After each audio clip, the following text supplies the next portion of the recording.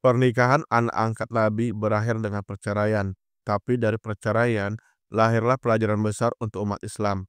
Bukan aib, tapi takdir yang penuh hikmah. Kalau kamu pria usia 35 sampai 44 tahun, kehidupan rumah tangga gak selalu mulus.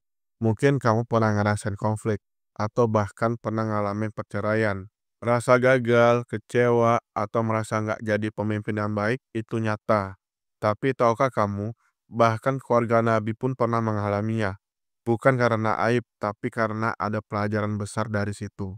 Zaid adalah anak angkat Nabi Muhammad, sedangkan Zainab adalah wanita dari keturunan bangsa Quraisy. Pernikahan mereka adalah perintah Allah melalui Nabi. Tujuannya besar untuk menghapus budaya jahiliyah yang membeda-bedakan status sosial dalam pernikahan. Surat Al-Ahzab ayat 36, dan tidaklah patut bagi laki-laki yang mukmin dan tidak pula bagi perempuan yang mukmin apabila Allah dan Rasul-Nya telah menetapkan suatu ketetapan akan ada bagi mereka pilihan yang lain tentang urusan mereka. Tapi ternyata pernikahan mereka tidak bahagia. Zaid dan Zainab sering bertengkar, tidak ada kecocokan. Zaid bahkan mengadu pada Nabi ingin menceraikannya, tapi Nabi menahan karena takut fitnah.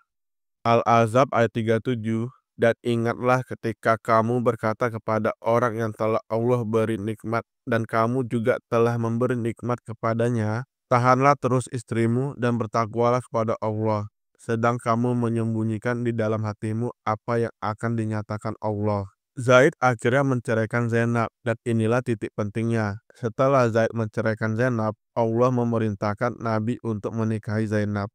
Ini membuat geger orang-orang Arab saat itu, karena dalam budaya mereka, menikahi mantan istri anak angkat adalah aib besar. Tapi Allah ingin menghapus tradisi itu. Menurut Islam, anak angkat bukan anak kandung, dan ini adalah pelajaran hukum yang sangat besar. Muhammad itu bukanlah bapak dari seorang laki-laki di antara kamu, tetapi dia adalah Rasulullah dan penutup nabi-nabi. Tafsir Ibnu Katsir dan tafsir Al-Qurtubi menjelaskan bahwa peristiwa ini menjadi landasan penghapusan status nasab anak angkat. Dalam fikih Islam, ini menjadi dalil penting tentang keabsahan pernikahan dengan mantan istri anak angkat. Allah ingin menghapus tradisi salah yang diwarisi masyarakat. Allah ingin umat paham pernikahan bisa berakhir dan itu bukan kehinaan.